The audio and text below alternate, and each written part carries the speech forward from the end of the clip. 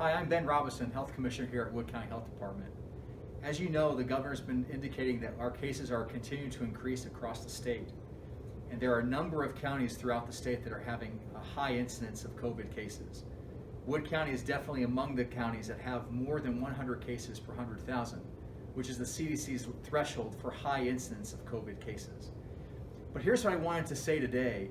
We are not stuck with high cases in Wood County. We don't have to have this be the case. We have the opportunity by coming together as a community to drive our cases down and send them in the right direction.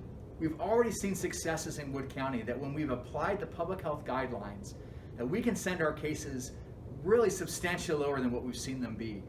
A lot of credit, I think, is due to Bowling Green State University, who even just a couple of weeks ago had more than 100 cases. Last week reported just 19 cases through consistent application of those public health guidelines. And so I want to remind you about what those guidelines are that help to drive our cases down. First and foremost, wear your mask. It is a great way to prevent the spread of disease, especially if you don't realize that you're contagious when you're out in the community. Number two, keep your distancing. That's the second most important thing we can do along with our masks to prevent the spread of disease. Wash your hands regularly for at least 20 seconds. Sanitize those commonly touched surfaces. And then the other things are, when you are sick, stay home. Engage your provider to make sure that you don't have to be tested for COVID if you have COVID-like symptoms. And if you are in contact with someone who's confirmed to be a COVID case, stay home during your quarantine period so that others won't be exposed to the disease. These guidelines work. And if we apply them consistently as a whole community, we have a chance to drive our cases down. Not only does it keep our cases low, but it allows us to consider how we can return to life outside of thinking only about COVID. It means that our school activities are safer.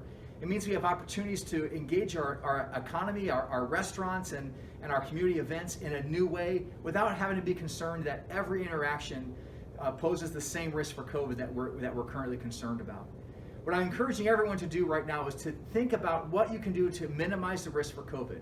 Please consider that anyone you encounter could have COVID, including yourself. So take the precautions that you would need to take, that if you had COVID and didn't know it, that you could prevent others from getting sick. I recognize that in your household, that's your opportunity to let your guard down and to be a part of your family.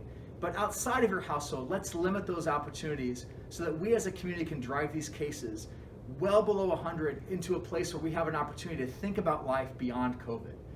We are not destined to have high cases if we apply these guidelines. They work, we can do this, and I know that as a collective community, we can set an example for the rest of the state for how we can succeed even while COVID is not yet completely driven out of our community.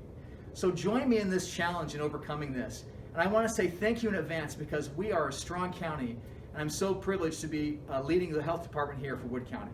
Take care.